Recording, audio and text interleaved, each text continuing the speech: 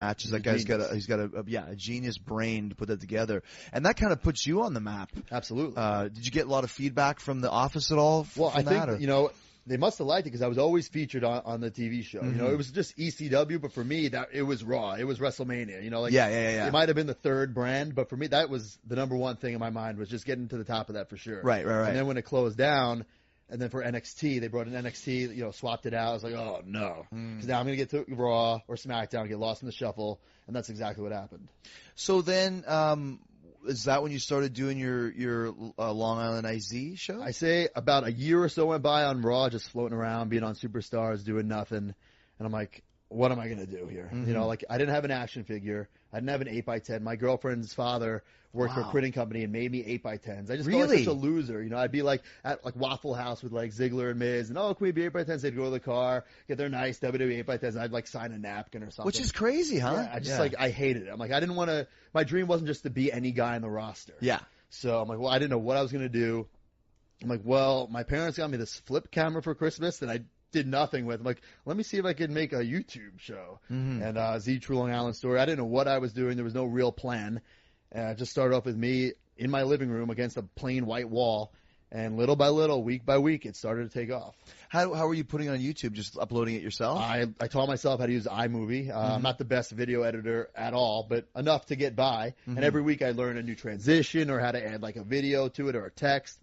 And then I would just put it up myself. And then it started catching on. Yeah. And then, how? Fans were discovering it? I don't know. Before that, they made, on WWE Shop, this shirt, Zack Ryder basic shirt. And it was just me with no shirt on with my hands on my hips. I'm like, who is going to buy this? Right. Especially I wasn't even on TV, but I guess, people on Twitter. It's like when Twitter, it was 2009-ish, 2010-ish, Twitter, I started using it. I guess they were asking WWE Shop, make a Zack Ryder shirt. I guess enough people asked, so let's make this basic shirt. So I did something where I said, okay, if you buy this shirt and you tweet me a picture of it, I'll mail you an autograph. And at the time, I didn't have that many followers, so I literally mailed everyone an autograph. And I think that just people related to me. Okay, he's one of us. He's trying here. And I think that came through on the YouTube show. Yeah, that's the thing. You took advantage of. But you didn't have anything going on, so you made things happen. Right. And you were one of the first guys that was really involved with Twitter. One of the first guys, like you said, you making your own internet show, taking advantage of what YouTube was. Because 4 or 5 years ago, YouTube was still in its infancy as well. Yeah, and I'm not saying I'm the originator, the first to do it, but I think I was the one who best used it. Yeah, I agree exactly. Time, okay, my real friends at home, they're on YouTube, they're on Twitter, they're on Facebook, so I use it in my real life, and now I was using it as Zack Ryder, and I think that's why it works so well. You made yourself the internet champion? Yeah, I made myself the internet champion. I paid, eventually, I paid for a nice $1,600 championship, which is pretty cool, I think. Never allowed to wear it on TV, but I have an action figure with it, which is nice. Yeah. So you finally got your action figure. Yeah. How many views were you getting of your show? I'd say about 100,000 or so, which is not a lot, but for me it was great because I had because you weren't doing anything, no TV exposure. It was strictly just sit home and make a YouTube show. When did the company finally acknowledge that? I started the show in February 2011, and I think it was maybe September or October of that year. We're like, we have to do something because they were chanting my name when shows I wasn't even at, and I think they just wanted to shut people up. You became a cult character, a cult hero. I'll take it, even it's better than nothing, Well, yeah. And I was getting merchandise, all this stuff, and action figures, things I never thought I'd get, and it wasn't on TV. It wasn't making any sense. I'm like, what happens if I get on TV? Yeah. And do you feel that maybe there was a little bit of not resentment, but a little bit who does this guy think he is doing this stuff on his own and it's actually working? Maybe, but what was I supposed to do? Sit home and do nothing? I had to do something. I agree. I knew I was either going to get noticed or get fired. And that was the risk I was willing to take. And it paid off. It's funny because there is a little bit of that. I've always found that with Vince. When somebody came from another company, he always, unless you made it through his eyes and through his way, it didn't really count. And you can go from Jericho to Austin to Mick Foley to Triple H to Goldberg, and I put you in that category. You got over somewhere else, so he almost was resist that in a way. What?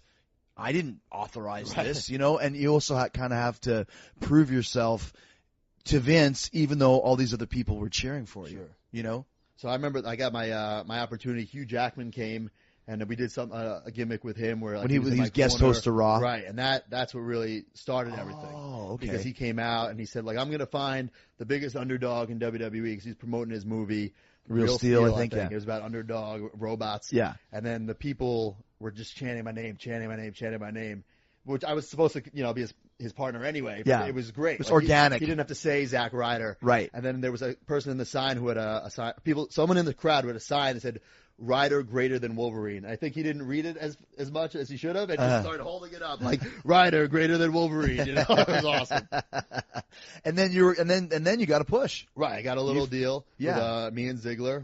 I went on to win the U.S. title, which was definitely my greatest achievement. My dad was there in the first couple of rows, and it looks like he's having a heart attack when I win. The camera pans to him, and he's jumping up and down, and he has sunglasses hanging on his shirt, and he's trying to grab them so they don't fall. But it looks like he's like having a heart attack, so it's a pretty cool moment. Where was that? That was in Baltimore. Okay.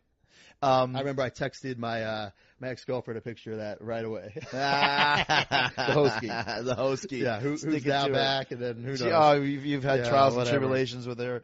And then you end up working some stuff with Cena. I mean, you were like, Cena kind of took a shining to you as well. Cena helped me out big time, because at the time, like I said, I didn't have a lot of Twitter followers. So guys like Cena or CM Punk or people who were my friends who had like close to 1 million to be watch the True Long Island Story. Oh, what's this? And they'd click on it and they watch it. And those guys really helped me out big time. Everybody who tweeted it for me. Yeah, people really I think I always respected the fact that you were doing something on your own. Right. I remember you texted me. I made like a Rocky montage or something. Yeah. It's funny. We're just talking about Rocky. You're like, this is great. This is funny. Yeah. I was like doing push-ups into like hair gel and stuff like that. And it's like, you're like, what were you saying? Like, I can't draw money, or I can draw money, yeah, or drawing money, or I can get over, and you actually climbed the fence and got over it. I tried to, walk a fine line in a funny, comical way without being, this guy's bitter or complaining, Yeah, you were taking the piss out of the business and out of yourself, but doing it in a funny way. Right. And it was, like I said, I think the best word to describe it is organic. Sure. It was an organic rise, and the people were behind you because of these things you were doing,